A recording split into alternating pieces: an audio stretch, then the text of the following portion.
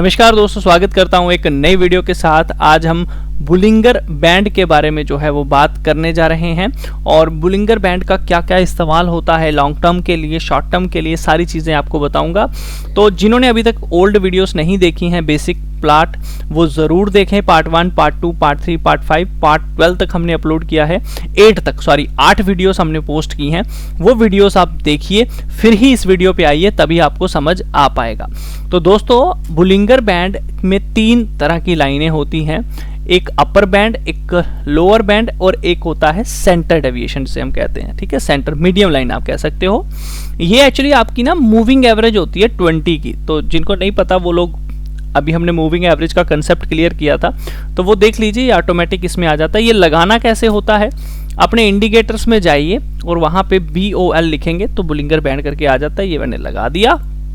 इस्तेमाल कैसे करते हैं वो भी आपको सिखाता हूँ। देखो, ध्यान रखना, ये जो ऊपर वाली लाइन होती है, जब भी स्टॉक इसके पास आता है, ये एक्ट ऐसे रेजिस्टेंस होती है। ये एक रेजिस्टेंस की तरह काम करती है। अगर आपको नहीं पता रेजिस्टेंस, तो रेजिस्टेंस की भी वीडियो डाली है। नीचे वाली लाइन के साथ सपोर्ट होती है। तो स्टॉक इस रेंज के अंदर ही रहता है, ज़्यादातर इसके बाहर नहीं जाता है।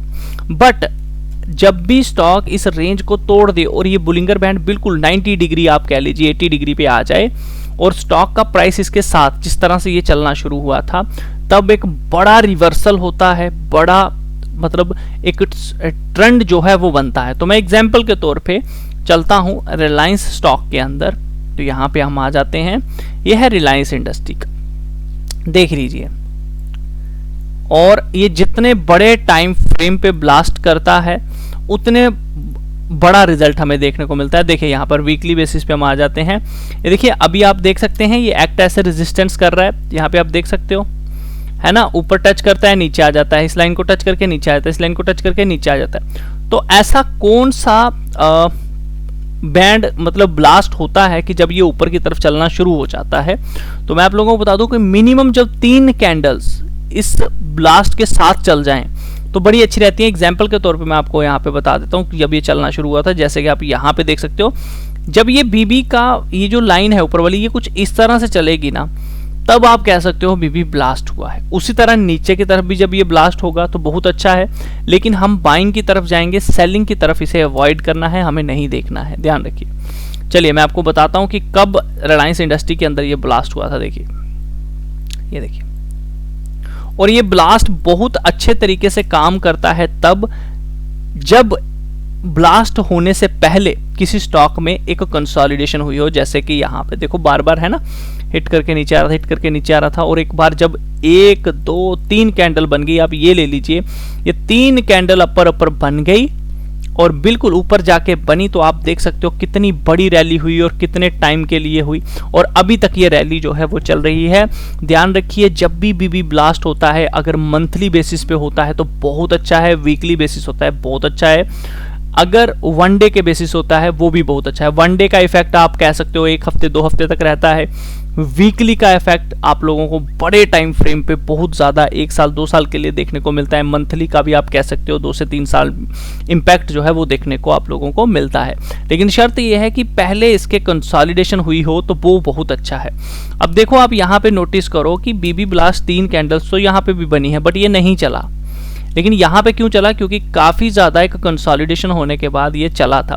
तो जब भी कोई एक रेजिस्टेंस हो, जब उसको स्टॉक पार नहीं कर पा रहा है, तो आप बुलिंगर बैंड लगा लीजिए, और जैसे ही वो रेजिस्टेंस टूटे और ये बुलिंगर बैंड, ये लाइन जो है बिल्कुल ऊपर 90 डिग्री की तरह चलना शुरू हो जाए, प्राइसेस इसके साथ चलना शुरू हो जाएं, तो समझ लीजिए एक ट्रेंड में रिवर्सल हो चुका है, बड़े प्लेयर्स की एंट्री हो चुकी है। अब ये स्टॉक 2 से 3 साल एक बड़ा इंपैक्ट आपको देगा।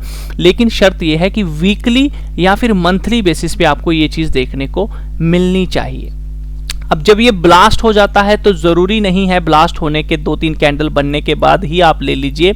आप अगर वेट करें, इसकी जो सेंटर वाली लाइन है इसके पास जब प्राइस आए, अगर आप तब लें तो बहुत अच्छा रहता है। आप लोग देख सकते हैं ब्लास्ट होने के बाद ये यहाँ आया, फिर ब्लास्ट होने के बाद यहाँ आया, फिर ब्लास्ट होने के बाद यहाँ आया।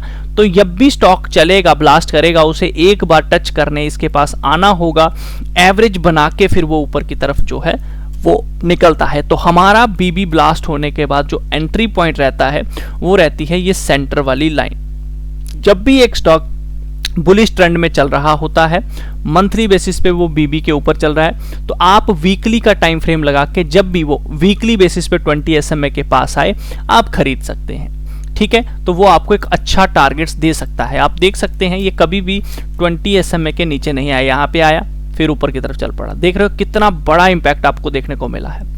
इसमें हम लोग 1 मंथ का टाइम फ्रेम लगा के इस तरह से खेलते जाते हैं और अपना जो स्टॉप लॉस होता है वो हम रखते हैं। ये जो 20 SMA है, मंथली बेसिस पे जब भी इसके नीचे एक कैंडल क्लोज कर दे आप एग्जिट कर सकते हो। जैसे कि यहाँ पे क्लोज की थी, एग्जिट बनता था लेकिन एकदम से ऊपर आ गया, दोबारा री एंट्री भी यहाँ पे बनती थी। ठीक है, तो आप लोग देख सकते हो जब भी मंथली बेसिस पे ब्लास्ट हुआ है बहुत अच्छे तरीके से चला है। आप लोग पीछे भी देखेंगे, ये देखिए जब इसके साथ चलना शुरू हो जाए प्राइस तो आप चलना शुरू कर दीजिए। इसमें आप 1 डे का मूविंग एवरेज कोई लगा के 5 SMA उसके नीचे क्लोज करे तो एग्जिट भी कर सकते हैं, लेकिन वो आने वाले टाइम में आपको सिखाया जाएगा। तो ध्यान रखिए, बुलिंगर बैंड जब भी ब्लास्ट होता है वही होता है निशानी की अब एक अच्छा ट्रेंड आने वाला है। जैसे ये देखो, जब बिल्कुल छोटी छोटी कैंडल्स, ध्यान रखना सबसे अच्छा रहता है, जैसे आप यहाँ पे देख रहे हो बिल्कुल छोटी छोटी कैंडल्स बनी और ये बीबी ब्लास्ट हो गया, ऐसा वाला सिनेरियो अगर आपको किसी भी स्टॉक में मिलता है तो उसमें फटाफट चढ़ने वाली बात करिए।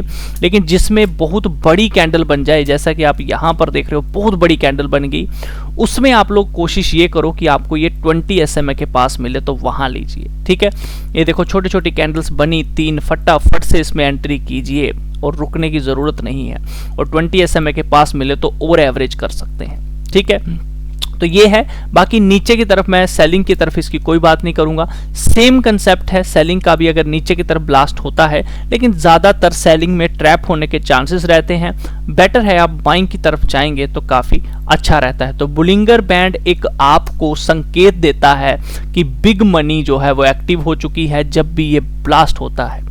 इसमें स्टॉप लॉस क्या डालना है, आप 20 SMA डाल सकते हो, नीचे वाले ब्लास्ट को हिट करे तब एग्जिट कर सकते हो। लेकिन अभी मैं स्टॉप लॉस की बात नहीं करूंगा, ना मैंने अभी तक की है ना आगे करूंगा, आने वाले टाइम में जरूर करूंगा जब हमारा चैनल ग्रोथ करना शुरू कर देगा। तो दोस्तों आज की वीडियो आप लोगों को कैसी लगी कमेंट जरूर करिएगा। इसी तरह की और वीडियोस पाने के लिए आप चैनल को सब्सक्राइब कर सकते हैं। मिलता हूं आपके साथ नेक्स्ट वीडियो में, तब तक के लिए अपना ख्याल रखिए। ये वीडियो कैसा लगा मुझे कमेंट करके जरूर बताइएगा। ये वीडियो सिर्फ और सिर्फ स्टडी पर्पस के लिए था, तो कोई भी ट्रेड लीजिए तो अपने फाइनेंशियल एडवाइजर से जरूर पूछिए, क्योंकि रिस्क